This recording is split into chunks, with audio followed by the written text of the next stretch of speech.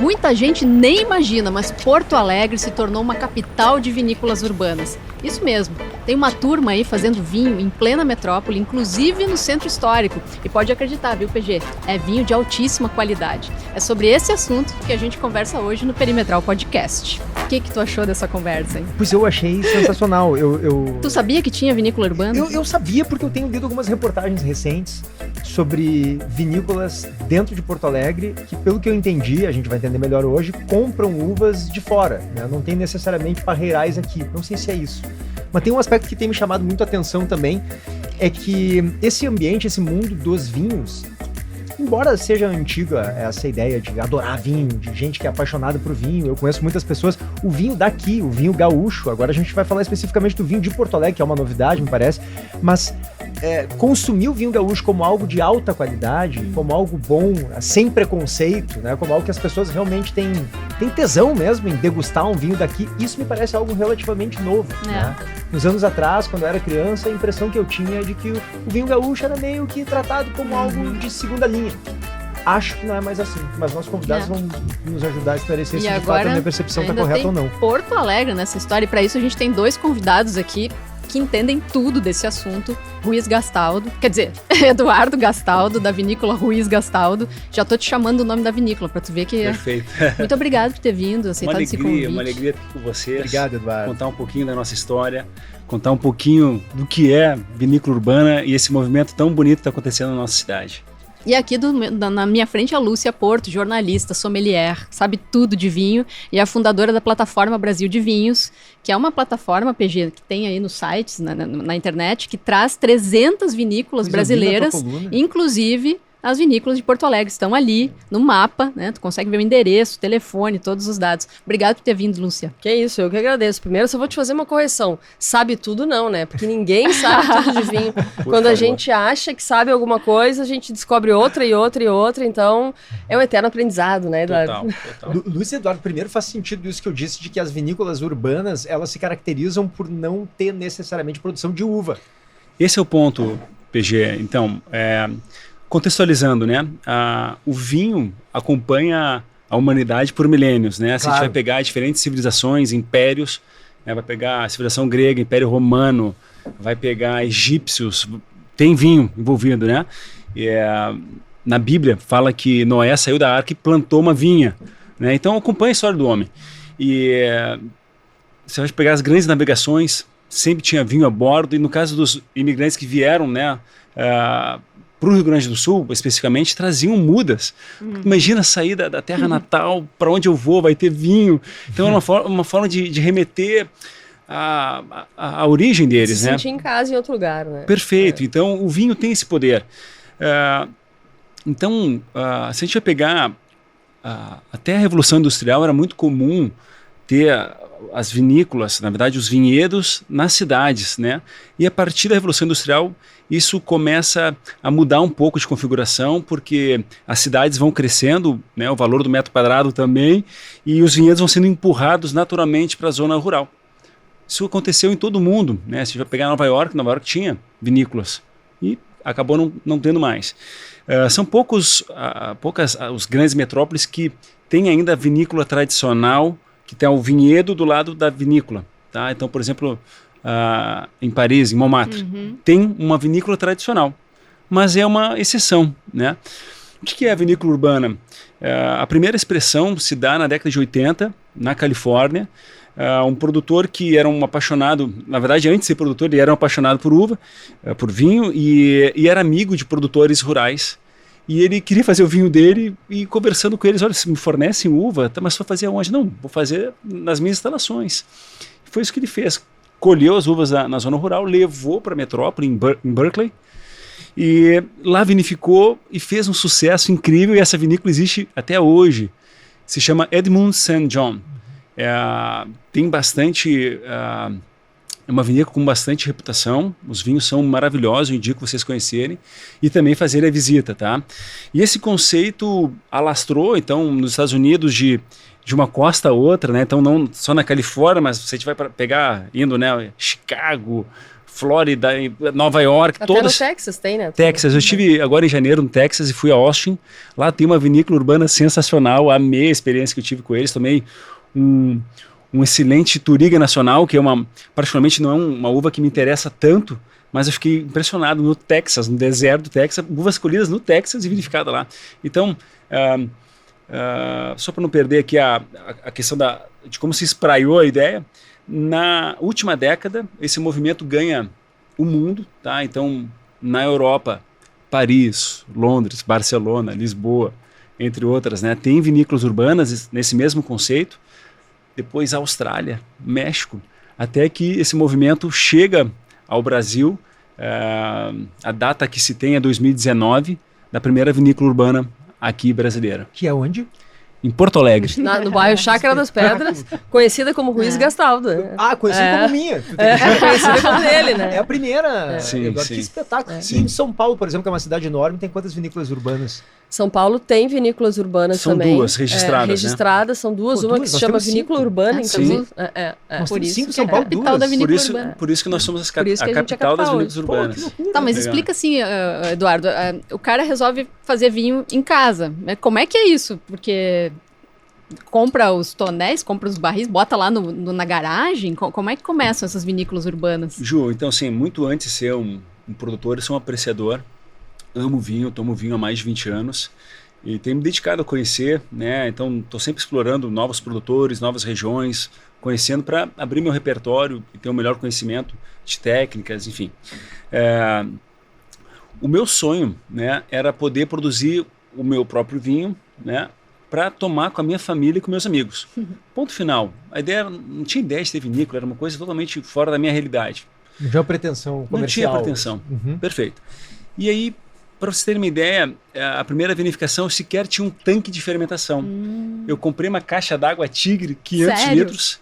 Tu fez uma caixa d'água? Fiz. Tá. O que eu fiz? Botei numa caçamba de uma F250. Emprestada, que não era tua também, né? Perfeito. Subi a serra, fui até Bento. Lá colhemos uvas Cabernet Sauvignon e eu usei a estrutura do produtor das uvas para esmagar as bagas e tirar o engaço e bombear o mosto para a caixa d'água que estava na caçamba da caminhonete. Isso tu fez lá? Lá. Uhum. Botei Na madrugada. Era iniciando o dia, tá? Com o mosto já na caixa d'água, que eu que é o desci. mosto? Desculpa a o minha mosto ignorância. é pegar o cacho de uva, né? Tá, Tira o engaço, perfeito. que é o raminho, né? Esmaga a baga, então é a baga, a polpa e a semente. Tá. Isso é o mosto. Isso que vai fermentar. Isso estava na caixa d'água. Então começava a esquentar e não é bom expor o mosto a temperaturas maiores. E verão aqui no Rio Grande do Sul, mesmo na serra, faz muito calor. Então, logo que encheu a caixa d'água de mosto, desci a serra e o grande Devia cuidado... tá bem leve esse carro, né? Não, e o grande cuidado era não perder Bem mosto, leve. né? Passar nos buracos, né? Não, então eu brinco, né? Que nem o Ayrton Senna, na pontinha dos dedos, né? Então cheguei em Porto Alegre, estacionei de ré na garagem da nossa casa e até hoje eu não tenho empilhadeira, não tinha como tirar 450 quilos de uva, né, no caso do mosto. Então eu tinha que entrar na caçamba e fazer os movimentos que a gente chama de pisagem, né? Eu fazia com a mão e assim foi, 10 dias até que terminou a fermentação. Eu não sei, eu não manjo nada, mas tu esmagou a uva com as mãos. Não, esmaguei na serra com a máquina Ele do fez produtor. lá, Tá? Uhum. Esse movimento de pisagem que a gente chama é um movimento em que naturalmente durante a fermentação sobe a parte sólida, a casca da uva Claro. sobe e fica descolada do líquido. Tá. Só que na casca tem substâncias preciosíssimas que vão dar cor, aromas. Então, algumas vezes por dia a gente precisa botar essa parte sólida, que é a que a gente chama de chapéu, a base do chapéu, para baixo. Mergulhar no Isso, líquido de novo. isso. Tá. Então esses movimentos que eu fazia, eu não tinha como entrar com uma haste dentro da caçamba da caminhonete. Então higienizava bem as mãos, desculpa, e fazia com as mãos. fazia essa movimentação. Terminada a fermentação, mandei para os tanques. Então sim, eu comprei alguns tanques de baixo inox? volume. Não, era de polipropileno. Tá. São tanques mais acessíveis. Então eu brinco, né? Até hoje eu tenho incentivado uma série de pessoas a fazerem vinho nas suas casas. Então algumas vezes a pessoa, mas eu moro em apartamento. Olha, se eu morasse em apartamento eu faria vinho também. Não tem desculpa, dá para fazer, tá? Então mandei para esses tanques de 100 litros, bem pequenininhos, aonde passou o ano, né, amadurecendo, e no fim do ano eu engarrafei. Paralelamente, estava grávido do nosso terceiro filho, o João Pedro, e a gente botou o nome do vinho de João Pedro, e presenteei a turma, né? Olha, uma garrafa para ti, né? E o pessoal gostou, se surpreendeu. O pessoal estava com a expectativa baixa. Deu certo, né? O vinho ficou bom, cara. Cara, o vinho ficou bom, surpreendeu apreciadores de vinho e começaram a adorar, quero comprar. Não tem mais esse vinho aí, essa remessa aí. PG, então, sobraram umas 20 garrafas que eu tenho separado. Que você vai virar relíquia, né? Porque os meus filhos pediram, pai, segura elas que a gente quer tomar contigo. Não, o dia que o João Pedro puder beber, né? O Joãozinho tá com 7. Vai tomar o vinho João Pedro. Tá guardadinho pra eles. Mas ainda hoje, falando sério mesmo, ainda é um bom vinho, ou depois, como passou muito tempo, tu já pegou mais cancha, tem mais equipamentos, hoje aquele é um vinho já considerado por ti de segunda linha? Então, PG, com certeza existe uma curva de aprendizado, claro, né? E também a questão da estrutura, né? Mas, desde o início, eu sempre visei vinhos para guarda. Então, vinhos que vão evoluir bem com o tempo, com anos em garrafa, e também vinhos gastronômicos. Então, esse vinho, especificamente, ele está melhor hoje do que quando a gente lançou. É um vinho que está crescendo, está cada vez melhor. Esse mesmo vinho. Esse mesmo vinho. É claro que, ao longo dos anos, eu tenho produzido novas castas de produtores de vinhedos com uma qualidade incrível, e isso acaba repercutindo também na garrafa, né? E para Lúcia, eu queria perguntar, Lúcia, aquela minha percepção que eu falei aqui no início, não manjo nada de vinho, como eu disse, nem bebo, trago mais, já faz muito tempo, porque não pode, mas minha mulher, por exemplo, é apaixonada por vinho. Faz sentido essa percepção de que o vinho gaúcho hoje é considerado um vinho melhor do que era, sei lá, 30 anos atrás, a impressão que eu tenho. Não, com certeza. Na verdade, o vinho brasileiro evoluiu muito nesses últimos 30 anos que a gente fala aqui, né? Não existia concorrência. O Eduardo fala, quando a gente estava abrindo o programa e falando um pouco sobre essa questão do vinho não ter tanta qualidade, a gente não tinha concorrência. A gente concorria com a gente mesmo, a gente não sabia o que acontecia fora daqui. Quando houve abertura de mercado, lá nos anos 90, com o Collor, e as pessoas puderam trazer vinhos de fora, passaram a comparar aquilo que a gente fazia e bebia aqui com o vinho europeu. Concorrência, total. A concorrência vinha da França, vinha da Itália, da Espanha, de Portugal e tal. E aí o mercado começou a escolher os vinhos que vinham de fora, que também era uma novidade, né? E aí o preço começou a ficar muito parecido e as pessoas começaram a mudar de ideia. Ao mesmo tempo, a gente já fala em mudanças de geração nas vinícolas também, né? Quando a gente fala hoje, no início da viticultura, a gente fala muito da imigração italiana ali, né? Que agora está completando 150 anos. Então, pensa as gerações que já foram passando. Hoje, muitas vinícolas estão na 4ª, na 5ª geração. E isso traz muita tecnologia, muito estudo, conhecimento. Isso que o Eduardo falou aqui no início, que ele viaja muito, que ele vai para outros países, que ele degusta vinhos... Era comum uma época que as pessoas tomassem o seu vinho. Então, tu fazia o teu vinho, tomava e dizia que tá bom. Tu só tomava aquele. Entendeu? Tu não comparava com os outros. No máximo com o teu vizinho. Quando essas gerações também foram se sucedendo e passaram a viajar, conhecer outros países, outros terroirs, outras uvas, outras regiões. A gente fala de Porto Alegre agora como se fosse uma coisa super nova, mas quem tá mais nesse universo do vinho já sabe um pouco desses movimentos que acontecem, né? Então... são movimentos de momento, agora vinícolas urbanas. Daqui a pouco a gente vai começar a ver um movimento muito importante de uvas diferentes. Quando a gente fala em vinho hoje, as pessoas pensam em Merlot, Cabernet, Chardonnay, mais ou menos por aí, né? Malbec, né? Argentina. Mas a gente tem muita uva hoje da Geórgia, da Grécia, uvas da Rússia, uvas do leste europeu. Então, são coisas que a gente vai começar a ver muito daqui a pouco. Então, são tendências que vão vindo cada vez mais. E o Brasil está acompanhando. Ô, Lúcia, e com teu conhecimento de vinhos, assim, o que dá para dizer dos vinhos de Porto Alegre? Eles são bons mesmo ou eu exagerei na abertura? Não, tu não exagerou. Eu acho que, assim, uma coisa até que eu posso dizer, eu acompanho o Eduardo desde o início, assim, né? Acho que a gente praticamente começou juntos nessa história do vinho, né? Eu comecei a trabalhar com vinho há 7 anos, o Eduardo, né? Então fala em 2019, quando ele efetivamente deixou a vinícola legalizada, mas ele já fazia isso um pouco antes, porém era mais amador, né? O que a gente vê? Essas vinícolas têm crescido muito, né? Elas crescem muito em processo, elas crescem em qualidade, elas crescem em pesquisa. Então a gente aqui está falando do Eduardo, né? Que tem uma vinícola no bairro Chácara das Pedras. A gente tem hoje vinícolas no Centro Histórico, na Lomba do Pinheiro, na Zona Sul de Porto Alegre, né, e no bairro Floresta. Regiões bem diferentes. Então, se a gente pegar A Lomba do Pinheiro, a gente tem a vinícola lá, a Cantina Mincarone, do Caio, da Ana Maria, que são pessoas super alternativas, que vão muito pro lado do vinho natural, do vinho mais autoral, né? Do vinho, assim, sem amarras, a gente pode dizer, né, Eduardo? A gente sai dali, cai no centro histórico, na vinícola Monte Vinhos de Autor, do Paulo Bax e do Mário, que vem um pouquinho abaixo deles, mas também são super naturais e alternativos, tanto que eles lideram a feira da Vila Flores, que acontece uma vez por ano, né? Que vai ser agora no próximo fim de semana. Vai ser no próximo final de semana, agora, dia 5 de abril, né? Depois a gente sai dali, cai na Zona Sul, na Vila Assunção, na Cave Poseidon, do Carlo Deléo, que já está quase chegando no meio termo, eu diria, assim, né? Saindo um pouco dessa super autoral, como são os guris, né? Tanto o Caio quanto os guris da Monte. Depois a gente vem vai se tornando mais o quê? Desculpa te interromper, ela mais tradicional? Não é mais tradicional a palavra, mas assim, é menos liberta, eu diria, com menos amarras, assim. O Caio e a Ana fazem um vinho super solto e super livre. Tá. E se a gente for até o outro extremo, que é o Adolfo Lona, que está aqui o rótulo dele... Acho legal a gente pode mostrar mais para frente aí que o Adolfo faz um trabalho sensacional. Olha aí. O Adolfo Lona é um enólogo que está há 53 anos já no Brasil, argentino. Ele é uma referência não só no Brasil, mas no mundo em enologia. E ele, eu diria que dos 5 é o mais tradicional de todos, que segue mais os preceitos da escola de enologia, né? Entendi. Isso, tá. Porque eu, como leigo, tenho dificuldade de... Sim, uns são mais livres, mais experimentais, quase, não sei se eu estou usando a palavra correta. Pode ser essa. E tem alguns que tem uma... Porque dessas 5 vinícolas, só uma tem um enólogo.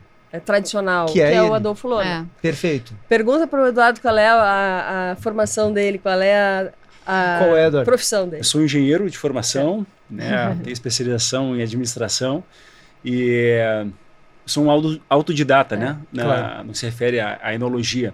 Então, estudei bastante, fiz amizade com produtores, enólogos e vinhateiros, e aí fui fazer meu próprio vinho, né? Então, como eu não tenho a formação em enologia, o termo que se usa no Brasil é vinhateiro, para essas pessoas que sabem fazer seu vinho, vinhateiros. E o cara que tem é o enólogo. É o enólogo, sim, que é o Adolfo Lona. Então, isso não quer dizer necessariamente que o vinhateiro faça um vinho de mais baixa qualidade que um enólogo. Não necessariamente. Então, se hoje a gente for olhar essas 5 vinícolas, ele já falou a profissão dele. O Carlo Deléo é dentista. Da Poseidon. Da Cave Poseidon. O Caio é fotógrafo e jornalista. Os guris lá da Monte, ele é engenheiro agrônomo. Ele é engenheiro agrônomo paisagista, né? Então, assim, eles não têm profissões que são ligadas ao mundo do vinho. Isso é outra tendência que a gente vê.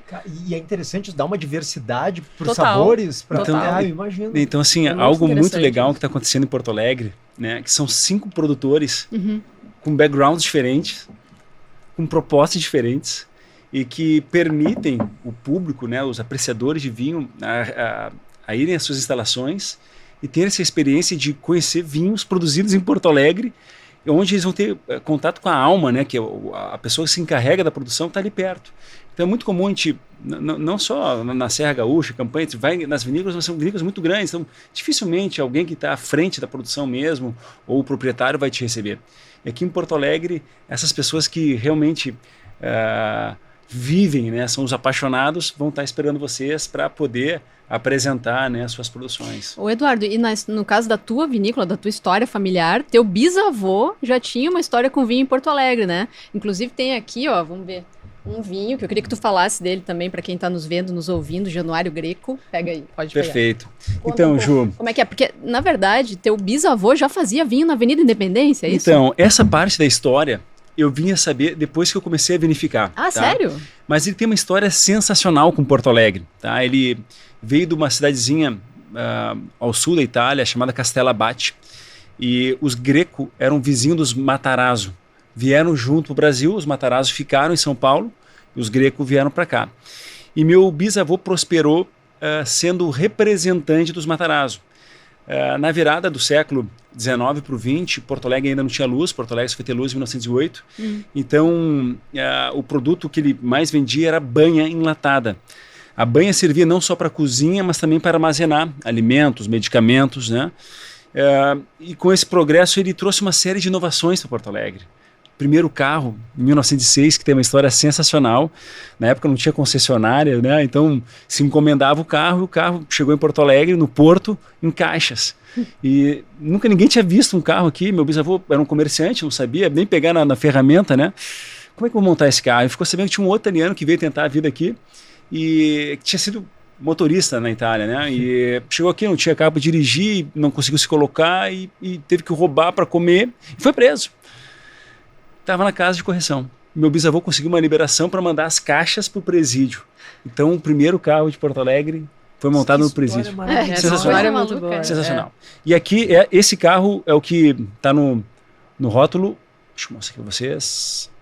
É um De Dion Bouton, é um carro francês para 4 passageiros, né? Quando ele terminou de ser montado, só o presidiário sabia dirigir, teve uma outra liberação para ele poder sair e ensinar os outros a dirigir. Maravilhoso. Sensacional. Eu tenho algumas fotos Legal.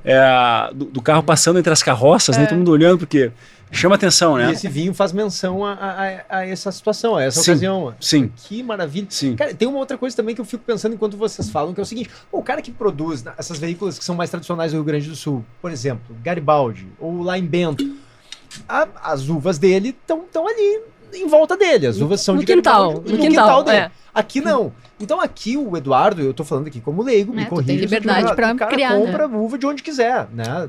Ele tem uma liberdade em tese que é para as uvas virem de onde ele achar que pode ver. E aí não sei se o solo de uma região muda o sabor e tal. PG, tu é leigo. Parece que é um mundo, é uma liberdade para Sabe fazer o tudo. que tu quiser, né? Porque tu não tá com a uva ali do teu lado, né? Tu E foi aí, direto ao ponto, né? Então, o que a Ruiz Gastaldo e os meus outros colegas nós fazemos, né? Pois é. A gente vai buscar cada casta, cada tipo de uva, né? Em diferentes regiões onde elas melhor se expressam. Então, uma das vantagens das vinícolas urbanas é isso. Tu não precisa ficar preso a um terroir. Tu pode explorar diferentes. Imagino que te dê mais custo também, por um lado. Sim, Claro, mas tu não tem a tua produção própria de uva. sim, porém tu não tem um vinhedo Para manter, que é pra caríssimo manter. também. manter, É. claro. Então, sim, É claro que verdade. tem as vantagens de tu ter teu vinhedo, sem dúvida. Porém, as vinícolas tradicionais, elas são reféns daquele solo lá, né? E sem dúvida. claro, e assim como tudo na vida tem os seus prós e contras. Claro. Então, como é que a gente faz? PG, a gente traz as uvas. Eu gosto de acompanhar a colheita, né? Eu amo estar no vinhedo. Então, a gente sai cedinho de Porto Alegre, normalmente 4 da manhã, e vamos com um caminhão refrigerado, colhe as uvas, bota no caminhão refrigerado, e essas uvas chegam em Porto Alegre 2, 3, 4 horas depois. Agora tu não precisa mais usar a caixa d'água, então. Não, cancelou a caixa Deu. d'água. Devolveu Não, Então, a as o uvas carro. chegam inteiras em Porto Alegre. Sim, ela vem em caixas, cada caixas tem mais ou menos 15 quilos de uvas, né? Em caixos. De todo o processo de vinificação até o engarrafamento feito em Porto Alegre. E aí, que tipo de vinho tu faz? Isso te permite fazer vinhos diferentes que não existem em outros pontos do estado? Como é que me expliquem um Não, pouco? então, O que PG, tu assim, faz também não, então, assim, ó, Cabernet? eu faço diferentes uvas, né? Então, alguns brancos como Chardonnay, Sauvignon Blanc, e faço muitos tintos, tá? E eu tenho parceria com 5 diferentes vinhedos. Um lá em Pinheiro Machado, um em Cruzilhada, 2 em Caxias e um em Vacaria, né? Então, cada lugar é uma proposta diferente. Claro, E, claro. então, e meu papel como produtor é conduzir isso e entregar para os apreciadores a forma melhor em que se expressa o vinho, né? E nessas 5 vinícolas de Porto Alegre, a gente tem uvas vindo de tudo que é canto, né, Lúcia? Eu sei que tem gente que traz de Bagé. Fala um pouco sobre isso. É muito legal, porque é isso que o PG estava comentando, né? Sobre os diferentes estilos, os diferentes terroirs, né? Então a gente tem regiões que são mais frias, regiões que são menos frias, o solo tem mais pedra, tem mais calcário, ele é mais argiloso. Então, isso que tu está falando, tem vinícolas, essas todas que a gente comenta aqui de Porto Alegre, trazem uva da Campanha, de Bagé, de Livramento, de Vacaria, de Santa Catarina, né? De Pinheiro Machado, da região de Camaquã. Então, cada uma dessas variedades, cada uma dessas regiões aporta, como a gente diz no vinho, características diferentes depois, né? Então, tem vinhos que a gente chama que são vinhos mais frescos, porque eles têm mais acidez. Geralmente, isso acontece de lugares que são mais frios, que têm mais altitude. né? Porque a uva fica mais verde, entre aspas, né? Então, é um tipo de característica que cada um deles descobre e por isso seleciona esses produtores. É muito importante essa seleção de produtores para descobrir depois o resultado em cada garrafa, né? Bom, o que isso ocasiona? Precisa ter o vinhedo ou não precisa ter o vinhedo? Vocês estavam comentando antes o lado bom e o lado ruim. O lado bom temos vinhedo. O lado ruim 4 da manhã, tem uma geada, o que tu vai fazer? O cara começa a sofrer com aquilo ali. Por outro lado, esse aqui tá dormindo no ar-condicionado da casa dele. Ele sabe, mais ou menos. Ele sabe que o máximo que vai acontecer é ele pagar um pouquinho mais caro. E tem os prós e os contras. Eu fiz um exagero aqui, porque hoje tem muita gente que já consegue se proteger de geada, de granizo, com questões tecnológicas. E isso ajuda muito, no final, o produtor que compra aquela uva, né? Porque essa tecnologia, ela dá características e garante a qualidade da uva por mais tempo. Então, tudo isso ajuda ao que a gente prova depois na garrafa. Isso faz com que eles, além de serem excelentes produtores de vinho, eles sejam praticamente caçadores de vinhedos por aí. Porque eles têm que descobrir os melhores lugares para aquele vinho com as características que eles querem. Se nesse ano o vinho do Eduardo ele achou que estava muito frutado, por exemplo, tinha muito aroma e muito sabor de fruta, e o ano que vem ele quiser um vinho um pouco mais fresco, talvez ele tenha que mudar o vinhedo ou não. Ele já escolheu o adequado. Isso depende muito do que cada um quer, né? E essas vinícolas urbanas em Porto Alegre, como é que eu posso fazer essa pergunta? Não sei se eu vou conseguir me expressar bem. A minha dúvida é o seguinte: se os proprietários, eles são inteiramente dedicados a isso, ou tipo, já são vinícolas assim que têm um tamanho já comercial, vendem bem e tal, ou em alguns casos ainda são um hobby, tá começando. Até o teu caso particular, Eduardo, como é que é? Eu queria entender assim, qual é o tamanho que isso ocupa na tua vida, já que tu é de formação engenheiro, por exemplo, né? Perfeito, PG. Então, na Ruiz Gastaldo, a gente começou a produzir como hobby em 2017, a gente consegue o registro em 2019, e naturalmente vai ganhando mais corpo, mais estrutura, mas eu mantive meu papel como engenheiro até o fim da pandemia, onde eu reduzi parte do meu trabalho como engenheiro, e no ano passado eu pedi para me desvincular, né, da empresa que eu trabalhava, mas houve como um acordo, me pediu para tocarem a parte estratégica da empresa, relacionamento com fornecedores, clientes mais importantes e tal. Então eu reduzi bastante minha carga como engenheiro. Para te dedicar mais à vinícola. Isso, então assim, não estou totalmente dedicado para a vinícola, mas a vinícola é o que, né, ocupa maior tempo hoje, né, minha dedicação. E pelo que entendi, ela está crescendo. Sim. Em vendas, em tudo, até o momento em que é muito possível que isso ocorra, que tu passe a te dedicar integralmente a isso. Eu gosto de um passo de cada vez. Eu entendi. Então, mas está crescendo, isso é evidente. Sim. Está crescendo tanto que tu já fez 3 reformas na tua casa, né? Sim. Conta um pouco aí, mas é na tua garagem? Onde que é que tu produz? Então, a gente começou na garagem e como foi expandindo, é uma casa grande, são 3 pavimentos, mas o primeiro pavimento tem uma boa extensão. Então, da garagem a gente estendeu para depósito. Depósito a gente fez uma escavação. Então teve uma cave subterrânea. Nossa. É muito legal, tem que conhecer, vale muito conhecer. Isso na Chácara das Pedras. Na Chácara das Pedras. Depois na tua casa mesmo. Na minha casa. Então eu faço home office, né? Eu moro na parte de cima e a vinícola embaixo. Então depois disso eu fui falar com minha esposa, eu quis conquistar a lavanderia. Disse, Camila... Vou te dar uma máquina nova, vamos botar na cozinha. Camila, olha só, a gente precisa descer as roupas, né? Lavar aqui para depois subir, quem sabe... Não, nem pensar, tá louco, Eduardo não tem mais garagem e tal.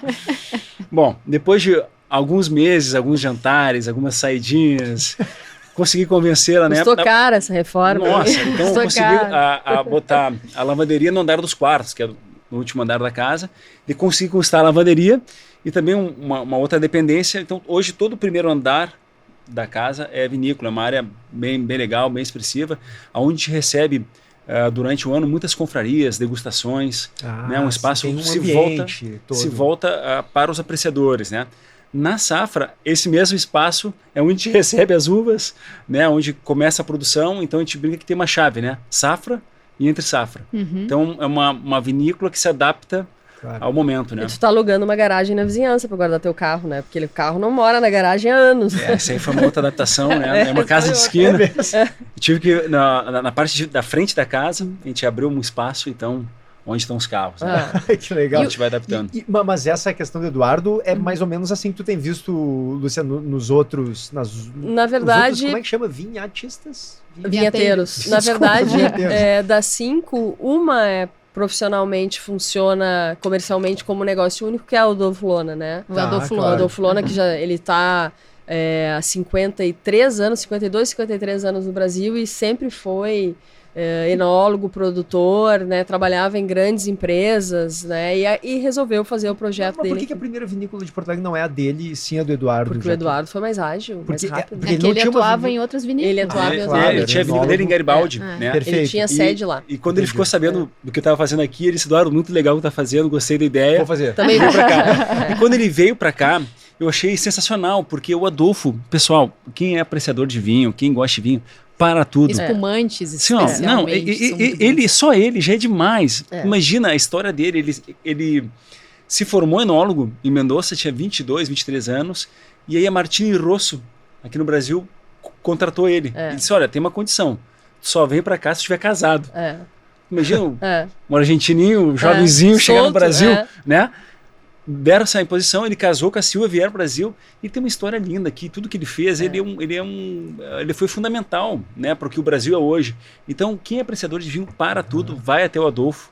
Tá aqui. E eu acho até, Eduardo, que tu podia fazer uma referência enológica a esse vinho que a gente tem aqui, porque o Adolfo produziu um vinho muito conhecido por quem gosta de vinho no Brasil, chamado Baron de Lantier na década de 80, né? Sim. Que foi, assim, um dos ícones do vinho brasileiro, a gente pode dizer, o Baron de Lantier. Era produzido onde, Lúcia? Era produzido lá em Garibaldi, na década de 80. Tá. E esse vinho, agora, o Baron, ele criou como uma homenagem ao Baron de Lantier. Ele passou a ser produzido no ano passado, 22, né? Acho que foi 22 ou 23. Aqui tá 2020. A safra foi, né? Ah, perfeito. Eu acho que foi, mas ele botou no mercado 22, ontem, se eu não me engano, né? Ontem, ano Mas passado. é bem interessante, assim, E agora faz aqui, em Porto Alegre. Agora, as uvas vêm da campanha, né? Tem uva da campanha, mas ele faz em Porto Alegre. Então, isso é muito interessante, porque a gente está falando de um profissional, de um enólogo que é referência no Brasil e no mundo, que está homenageando um rótulo que também foi muito especial, que tem pessoas que ainda têm Baron de Lantier, abre, né? Boa, esse aqui também a gente tem que fazer um comparativo, né? Que abrem ele hoje e ele está perfeito e muitas vezes surpreendente, né, Eduardo? Sim, tomei recentemente uma década de 90, uma delícia. É um vinho que o Brasil tem essa potencial de produzir bons vinhos de guarda. Mas desculpa, Ju, só para concluir essa parte, os outros proprietários de vinícolas estão nessa... Estão numa transição. É um hobby também, que já está crescendo, é isso. Não, eu acho que deixou de virar, já não é mais já hobby. não é mais, tá. Já é profissional. É sério mesmo. Já é profissional. Não, eles levam a sério, mas eu diria que não paga todas as contas ainda, de cada um, né? Sim. Assim, eles participam de muitas feiras, de muitos eventos, eles já estão em restaurantes, eles vendem para consumidor final. Mas são apaixonados. São apaixonados que está crescendo. Eu acho que falta pouco para todos virarem a chave. Mas, por exemplo, o Carlo Deléo é dentista e ele atende em consultório, né? E faz vinho. Né? Então, eles estão migrando, né? O Eduardo já está mais para lá do que para cá, não, mais para cá do que para lá, eu diria, né? Mas não são Pois todos. eu ia perguntar justo assim, muita gente, depois que eu publiquei a reportagem e tal, na minha coluna em GZH e Zero Hora sobre as vinícolas, mas por que não tem supermercado?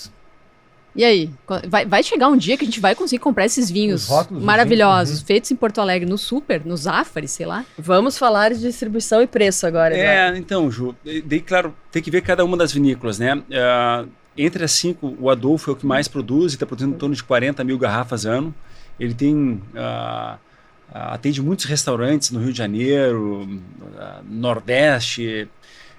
Já os demais, eu e os demais colegas, têm uma produção menor, menos que 10 mil garrafas, né? A Arroz Gastado, por exemplo, tem 4 mil garrafas ano. Então, e o meu público é muito voltado para apreciadores de vinho, né? Pessoal que curte viajar, curte estudar. Então, são vinhos que são degustados em harmonizações, em jantares. Então, acaba que esse mesmo público consome todas as garrafas, né? Então, acaba não conseguindo nem ter volume para sentar com o mercado negociar, né? Claro. E são vinhos caros em geral? os vinhos dessas vinícolas de Porto Alegre, eu sei que o caro é relativo, eu quero a opinião de vocês. Na verdade, é exatamente isso, o caro é relativo, né? Então, o Eduardo aqui está falando do trabalho que se tem para produzir isso. Eu brinquei dessa história do caçador de vinhedos, Sim, né? ela buscar a uva. Mais do que buscar, eu acho que é localizar, entendeu? Porque tem um monte de vinhedo no Rio Grande do Sul, em Santa Catarina, de onde eles trazem vinho, mas localizar, descobrir que é aquele. Tem alguns produtores que têm o que a gente chama de parcela, que é aquela fila, né? Aquela fileira de uvas que tem ali, né? De videiras que tem ali. E eles cuidam daquilo, então cada produtor lá cuida como se fosse dele aqui, né? Então, isso também encarece o produto, né? No final das contas, não é o mesmo preço de um vinho feito em escala, porque um vinho feito em escala é muito mais fácil de ser produzido, né? Ou seja, é um vinho mais caro, então. Então assim, é relativo, né? Ju e PG, como eu comecei falando para vocês, né? Eu sou um apreciador de vinho e continuo comprando vinho no mundo inteiro, né? Então, dá para tomar vinhos de R$30 ao infinito, né? E eu busco precificar, buscando sempre vinhos da mesma qualidade, mesmo padrão, internacionalmente, né? Quanto é que alguém vai pagar por um vinho desse nível, né? Porque eu entendo que o cliente vai fazer uma boa compra quando ele compra e quer comprar de novo. Sem dúvida. Essa é uma compra justa, né? Então é por aí que a gente faz. E eu acredito que os meus colegas também trabalham nessa mesma proposta, né? Então são vinhos que são muito mais prazerosos, muito mais saborosos que os vinhos feitos em grande escala, né? Porque a gente faz toda uma seleção no vinhedo, uma seleção das uvas na vinícola, todo um acompanhamento de perto, né? Então eu falo que são vinhos autorais, né? Eu acompanho o dia a dia do vinho, né? Na safra, por exemplo, eu acordo 5h30, desço para dar um bom dia para os vinhos, né? Então vou em cada tanque, degusto, né, do bom dia, né, faço os movimentos necessários, subo, acordo meus filhos, tomamos café da manhã, levo para o colégio, passo o dia na vinícola, né, chega fim de tarde, jantamos, ponho eles para dormir, depois vou dar boa noite pro vinho, né? Então isso permite... É a Camila nessa história, cadê? A Camila está sempre comigo, né? Bom. Ela está bebendo os melhores vinhos. Então isso permite eu usar uma carga menor de conservante no vinho, muito menor, né? E permitir, né, na ponta, muito mais sabor. Mas isso porque eu moro com o vinho, estou junto com o vinho, né? Não é que eu sou melhor ou pior, não. É minha dedicação àquele vinho, né? Claro. E, gente, vocês conseguem enxergar algum tipo de paralelo? Eu acho que não tem como a gente não pensar nisso, né? Com as microcervejarias, que é outra coisa, cerveja, enfim, mas Porto Alegre é inegavelmente um estouro quando a gente fala em microcervejarias. E meio que começou assim também, né? O cara querendo fazer a sua própria cerveja. O cara cerveja. fazendo em casa. Ou a cara, né? E aí foi crescendo, um monte de gente viu, achou uma boa ideia, apaixonados por cerveja e tal, e hoje é também considerada a capital nacional das microcervejarias, é Porto Alegre. No Quarto Distrito tem um polo importante disso. Eu acho que tem uma coisa que a gente pode juntar, que tem super a ver agora que você está falando. A gente fala da cerveja, fala do vinho, né? Quando começou esse boom da cerveja, um tempinho depois, vocês lembram como começou o boom de lugares pra gente tomar cervejas diferentes, artesanais? Verdade. Verdade, começou mesmo. Isso começou. Então, se vocês perceberem, a gente tem esse movimento em Porto Alegre hoje também. Vai acontecer então, com o vinho. Já está acontecendo. Tá então, já. pega assim, a gente tem essas 5 vinícolas aqui, mas já tem outras marcas de produtores de Porto Alegre também, que daqui a pouco vão começar a aparecer, que são o Eduardo ontem, digamos assim, que estão lutando. Essas 5 vinícolas estão mais estabelecidas. Porque tem outros produtores pequenininhos. Tem vários pequenininhos que já estão pipocando por aí, outros nem tão pequenininhos assim, também, que vinificam fora e colocam marcas em suas garrafas. Mas o que eu quero dizer é que os bares de vinho estão vindo na mesma onda. Assim como os de cerveja. Então, eu não estou nem falando em bar de torneiras de vinho, restaurantes, como a gente sabe que tem em Porto Alegre, a Dionísia, mas tem vários lugares de vinho natural já, que tem outra proposta, que tem meia dúzia já, e já tem mais 2 ou 3 que estão em processo de abertura. Isso vai acontecer... assim, em pouco tempo. A mesma coisa que aconteceu com a cerveja, vai acontecer com o vinho. Isso é ótimo. Isso é bom, porque é um mercado que vai se alimentando. E é bom para a cidade também, bom né? Pra porque cidade. É turismo que atrai, e a gente fala, gera emprego, né? E o que a gente fala, que eu acho que é muito legal também, que a gente tem percebido nesses movimentos, é que é outra geração, né? Se a gente pensar no vinho que o PG falava antes, que as pessoas meio que torciam o nariz, era um vinho, talvez, da geração que os nossos pais, os nossos avós tomavam, e era o único que tinha. Agora tem vários. Então isso também, de alguma forma, pega essas novas gerações que querem novidades. Querem provar um vinho natural, um vinho que é feito sob as borras, um vinho tinto que vem não sei da onde. Então, é muito legal porque a gente começa a ver um novo consumidor. O que eu acho importante dessa união das vinícolas de Porto Alegre é que nenhuma quer roubar o cliente do outro. Tu quer ampliar o mercado consumidor, tem muita gente para tomar vinho, eu não preciso pegar a Ju e tirar ela de uma vinícola. Claro. Eu quero que mais pessoas consumam e conheçam os vinhos, né, Eduardo? Perfeito. É isso. Perfeito. E vocês têm alguma suposição, assim, de por que Porto Alegre, já dá para dizer, tem uma tradição nisso? Na produção de bebidas alcoólicas, cerveja primeiro, cerveja é considerada a capital nacional das também né? As vinícolas, o Eduardo estava dizendo, são 5 aqui, São Paulo tem 2. Quer dizer, foi a primeira do Brasil, pois foi a dele. Né? Por que será, não, né, eu acredito que é uma somatória de fatores, né? Tem a questão da colonização, né? Tem a questão do empreendedorismo, né? Tem a questão, no caso do vinho, né? Da uva. Porto Alegre tem uma história com vinho, né? Tem relatos de produção de vinho em 1700 aqui.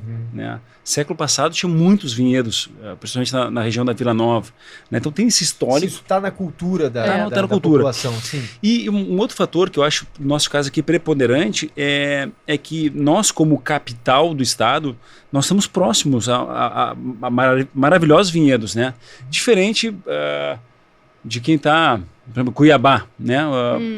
É mais limitado, né? Claro. Então, eu acho que é somatório. Aqui, né? Somar tudo isso aí, mais algumas outras coisas, eu acho que leva a isso. Tá, e a gente está chegando para o fim aí, mas eu queria só que o Eduardo falasse um pouco. Tem uns vinhos aqui que ele está fazendo vinhos com nomes de bairros de Porto Alegre, que eu achei genial. Isso da Redenção, então, por exemplo, não é exatamente um bairro, mas eu achei muito bonito. Tem o da Redenção rótulo. Com o monumento ali que é... o expedicionário? Simbólico, que é simbólico, mas tem também nosso Arco do Triunfo, um monte de bairros, né? Fala um pouco aí. Então, aqui, ó, tem mais um aqui, que é o Chácara das Pedras. Tem um vinho em homenagem aos 250 anos de Porto Alegre, que é lindo também, branco, com o pôr do sol. É um espumante branco. É um espumante, tá. Então, como eu sou um porto-alegrense, né, me criei aqui... Tu é bairrista, fala a verdade. E como a gente começou esse movimento de vinícola urbana, e como apreciador, eu falei para vocês, né, eu entendo que o vinho é muito mais do que está na garrafa. Né? Vinho é arte, vinho é história, vinho é cultura. Então, a história da minha família, a história da minha cidade, a história, né, eu quero transmitir, eu não quero que pare em mim. Né? Então, sempre que a gente tem as confrarias, degustações lá na vinícola, a gente fala sobre a história de Porto Alegre. Eu falei um pouquinho aqui da história do meu bisavô, que trouxe o primeiro carro, ele trouxe também o primeiro cinema, ele fazia vinho aqui na Avenida Independência, na década de 30. Como é que era o nome do teu bisavô? Januário Greco. Sensacional, ele trouxe o primeiro cinema também. Não, e assim, logo que ele casou, incrível, em 1915, ele mora, a primeira casa que eles vão morar na Casa Godoy. Depois eles saem da Casa Godoy, na década de 20 para 30, e vão para uma casa próxima à Igreja Nossa Senhora da Conceição, onde eles tinham esse vinhedo, né? E ali eles vinificavam. Essa história eu só fiquei sabendo com as primas do meu pai, né? Quando elas provaram o meu vinho, disseram: Dudu, tu tá fazendo o que teu bisavô fazia, né? Eu sabia a história do vinho, do carro e do cinema, mas do vinho não. Enfim, então é isso.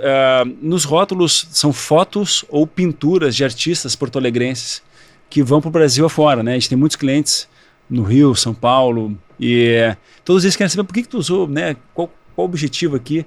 Então é uma forma de compartilhar um pouquinho da nossa história. Claro, isso é demais, porque acho que passa também uma coisa boa de Porto Alegre, né? Olha que lindo isso aqui.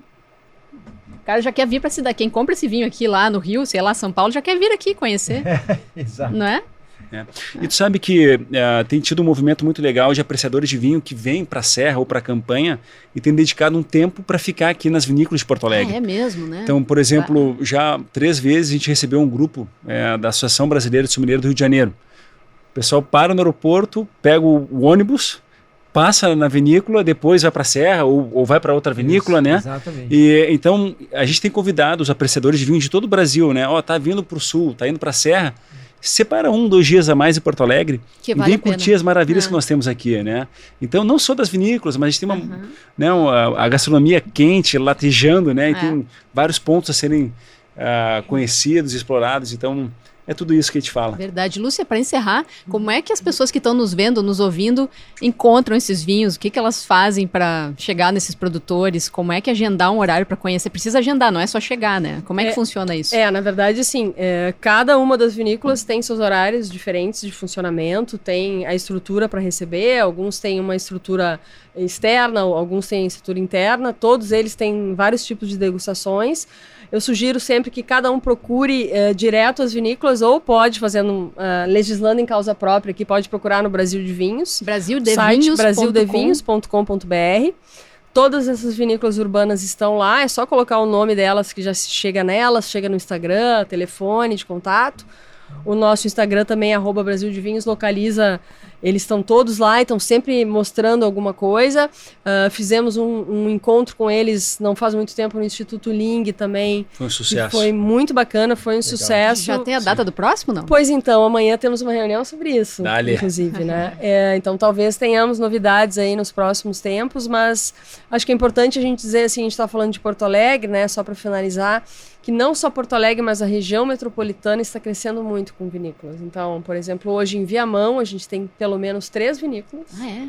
Em Taquara, pelo menos 4 vinícolas. Então, a gente já está conversando de fazer quase que um mapa das vinícolas metropolitanas indo até Taquara, que deve dar entre 12 e 13 hoje. Caramba, que incrível, né, PG? Maravilhoso, sensacional. Legal. Gente, muito obrigado, foi um baita prazer. papo, gente. Obrigado. Eu já fiquei com pena que não tem umas taças aqui para nós abrir Pois aqui, então, né? Na provar. próxima a gente traz taças, Eduardo. Deixa comigo. O PG eu tenho que tomar água daí, O mas PG aí a água, Beta... Existe vinho sem álcool? Existe. Existe. Ih, esse é um outro papo longo, a gente pode contar. Esse é um belo papo. Tem, né? Já tem vinho sem álcool em Porto Alegre? São bons, porque Olha, em cerveja Porto sem álcool. Alegre, não produzido em Porto Alegre, produzido né? Mas dá por para Porto comprar em Alegre Porto ainda não, Alegre. Porque tem cerveja sem álcool Tem. realmente boas. É. Sem vinho sem álcool bom. Tem. É. Tá se caminhando mas para tem. isso, né? Tá se caminhando para isso. É Eu nunca novo, provei. imagina. Isso. É que nem na cerveja começou um negócio muito estranho e melhorou Exatamente. consideravelmente. Começou os negócios É. meio extremos. Né? É verdade. Obrigado, gente. Foi um valeu. prazer imenso receber vocês. Prazer Parabéns. nosso. Até a Parabéns. próxima. Sensacional. Brindaremos. Tchau, tchau. Tchau. Valeu.